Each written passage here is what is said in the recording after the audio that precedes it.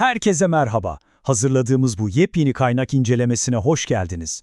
Bugün hepimizin ta çocukluktan beri duyduğu, zihnimizde artık belli bir şablonla yer etmiş o çok tanıdık hikayeyi masaya yatırıyoruz. Adem peygamberin hikayesi. Peki, ya bize bugüne kadar anlatılan bu hikaye, tarihte gerçekten yaşanmış biyolojik bir ilk insan hikayesi değil de aslında bütün bir insanlığın varoluşunu, yani bizzat bizi anlatan muazzam bir metaforsa? Hazırsanız, ezber bozan akademik kaynaklar eşliğinde bu konunun derinliklerine dalıyoruz. Şöyle bir düşünelim. Adem kıssası tarihin tozlu sayfalarında yaşanıp bitmiş bir olay mı, yoksa hepimizin şu an tam da bu an bizzat yaşadığı kozmik bir metafor mu? Biz genelde bunu geçmişte bir yerlerde olmuş bitmiş bir olay gibi okumaya çok eğilimliyiz. Ama çağdaş Kur'an araştırmacıları ve tefsir alimleri bu metinlere bambaşka bir mercekten bakıyorlar. Onlara göre ortada tarihi bir kayıt değil, insan doğasının, psikolojisinin ve o bitmek bilmez evrimsel serüvenimizin çok derin şifreleri var.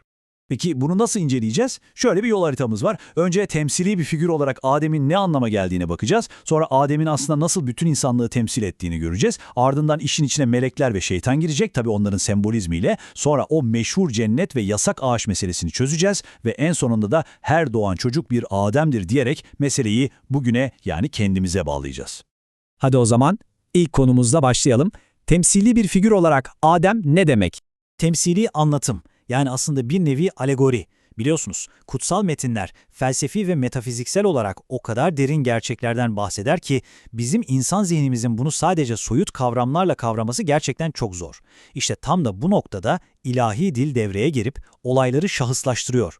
Ne demek bu? Yani o göremediğimiz, dokunamadığımız kavramlar sanki yürüyen, konuşan, karar veren birer insanmış gibi resmediliyor gözümüzde. İncelediğimiz kaynaklar yaratılış kıssasının tam olarak bu harika edebi dili kullandığı konusunda hemfikir. Mesela ünlü müfessir Muhammed Esed'in Kur'an Mesajı adlı eserine bir bakalım. Orada Adem ve Havva kıssasını o kadar güzel özetliyor ki Esed bunu tarihi bir olaydan ziyade kozmik ve temsili bir anlatım olarak değerlendiriyor. Yani ona göre bu metinler bize dünyevi biyolojiyi, insanın hücre hücre nasıl oluştuğunu falan anlatmıyor. İnsanın o devasa kozmik kaderini, içsel ve manevi durumunu anlatmaya amaçlıyor. Çok çarpıcı değil mi? Buradan da doğal olarak ikinci ana fikrimize geçiyoruz. Adem aslında bütün insanlıktır. Araştırmacı Mustafa İslamoğlu'nun çalışmasında çok net bir ifade var. Aynen şöyle diyor. Kur'an'ın tamamında Adem'in kıssası aslında Ademoğlu'nun kıssasıdır. Zaten dil bilimsel olarak da baksak, Adem kelimesi insan türünü, Ademoğlu'nu ifade eden ortak bir isim. Bir düşünsenize, hikayeyi okurken Adem kelimesini çıkarıp yerine insanlık kelimesini koyduğunuzu. İşte o an metnin mesajı bir anda o dar tarihsel kalıptan çıkıp evrensel bir fıtrat sözleşmesine dönüşüyor. Meseleye lafzi, yani kelimesine dümdüz bir yorumla yaklaşırsanız, karşınızda tarihte bir zamanlar yaşamış, topraktan bir heykeli yapılıp sonra da can verilmiş tek bir biyolojik erkek görürsünüz.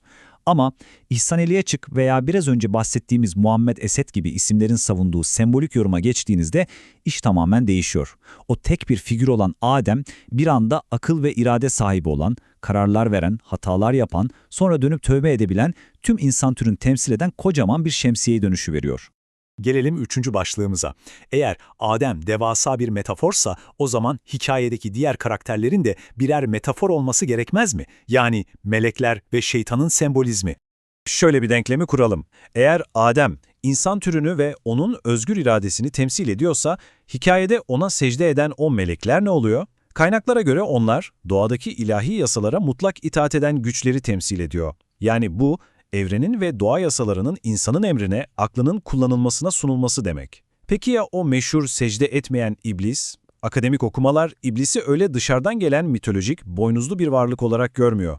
Tam aksine bizzat bizim doğamızda var olan kibri, o isyankar dürtüleri ve ben ondan üstünüm diyen o ilkel, kontrolsüz egoyu temsil ettiğini söylüyor. İhsan Eli Açık'ın tefsirinde bu konuda inanılmaz çarpıcı bir ifade var. Şeytan efsanevi bir canavar falan değil. O insanın tam da içinden kabarıp gelen, bizi suça, günaha ve tabiri caizse ar damarını çatlatmaya teşvik eden o karanlık dürtülerin ete kemiğe büründürülmüş, şahıslaştırılmış halidir. Yani uzun lafın kısası, şeytanla savaş dediğimiz şey aslında fantastik başka bir varlıkla değil, tamamen insanın kendi içindeki o potansiyel kötülükle olan amansız savaşıdır. Hikayenin karakterlerini çözdüysek, şimdi dördüncü kısma, hikayenin geçtiği o mekana ve malum olaya gelelim. cennet ve yasak ağaç. Burada çok ama çok temel bir teolojik ayrım yapmamız lazım.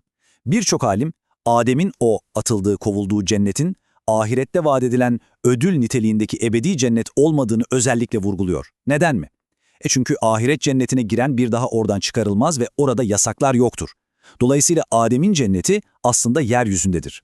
Ama bu fiziki, çiçekli böcekli bir bahçe olmaktan ziyade insanın henüz ahlaki bir seçim yapmadan önceki halini anlatır. Tıpkı doğadaki diğer canlılar gibi sadece içgüdüleriyle yaşadığı o, çatışmasız, saf ve tamamen içgüdüsel masumiyet dönemini temsil eder. Peki o zaman o meşhur yasak ağaç neydi? Bir elma ağacı mı yoksa buğday başağı mı? Açıkçası kaynaklarımız ağacın biyolojik türüyle hiç ilgilenmiyor. Neden derseniz çünkü o ağaç düpedüz bir metafor. Ağaç, o demin bahsettiğimiz masumiyet döneminin bitişini, insan iradesinin uyanışını sembolize ediyor.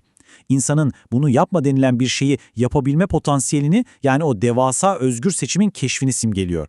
Hatta Profesör Doktor Mustafa Öztürk'ün yorumuna bakarsanız bu ağaç cinselliğin de bir kinayesidir.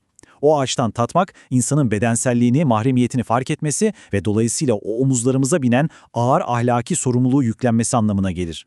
Ve bu noktayı yine Mustafa Öztürk'ten çok vurucu bir alıntıyla bağlayalım. Şöyle diyor: Adem'in yaratılışı, şeytan, hesap günü, cennet ve cehennem gibi tüm metafizik temaların bütünüyle sembolik olarak algılanması ve bu konularla ilgili ayetlerin mecazi şekilde yorumlanması gerekir. Görüyor musunuz, bu akademik yaklaşım metinleri o bildiğimiz çocuk masalı olmaktan bir anda çıkarıp çok daha derin, çok daha sarsıcı felsefi anlamlarla yüklüyor.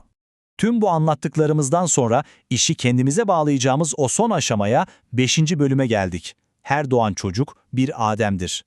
İhsan Eli Açık, kıssanın bu evrensel mesajını o kadar harika bir cümleyle özetliyor ki, diyor ki, her doğan çocuğu Adem olarak gördüğünüzde mesajın tam yerini bulduğunu göreceksiniz. Çünkü aslında Adem kıssası her doğan çocukla birlikte yeniden başlıyor. Düşünsenize, eğer bu hikaye gerçekten geçmişte yaşanıp bitmiş olsaydı, bizi bugün sadece tarihsel bir merak olarak ilgilendirirdi. Ama kilit nokta tam da burası. Bu hikaye geçmişte kalmadı. Şu an tam da burada doğan her bebekle beraber yeniden başlayan kesintisiz bir döngü. Yani aslında sen Adem'sin, ben Adem'im, hepimiz Adem'iz. Hadi gelin kendi hayatımızı bu 3 basit adım üzerinden bir düşünelim. Birinci adım anne karnı ve o masum çocukluk yıllarımız. Bu bizim cennet evremiz işte. İhtiyaçlarımız zahmetsizce, kendiliğinden karşılanıyor, ortada utanma yok, günah yok, ahlaki bir sorumluluk yok. İkinci adım ergenlik, bedenimizin farkına varmaya başlıyoruz, dürtülerimiz ve irademiz bir anda uyanıyor. İşte bu da hepimizin kendi hayatındaki o meşhur yasak ağacı. Ve üçüncü adım yetişkinliğe adım atıyoruz. O ailenin güvenli sıcacık sığınağından çıkıp kendi seçimlerimizin sorumluluğunu sırtlanmak, şu zorlu hayat mücadelesine atılmak zorundayız. Bu da bizim yeryüzüne inişimiz. Paralelliğin muazzamlığına bakar mısınız? Durum böyle olunca Muhammed Esed'in de o harika tespitiyle Batı teolojisindeki o karamsar cennetten düşüş veya ilk günah kavramı bu perspektifte tamamen çöküyor, şekil değiştiriyor. Yeryüzüne inmek bir ceza, bir sürgün veya bir yozlaşma değil ki, tam tersine bu bir terfi. İnsanın o sadece içgüdüleriyle yaşayan, durağan, hiçbir zorluk çekmeyen varlık halinden çıkıp ahlaki bir bilince uyanmasının hikayesi bu.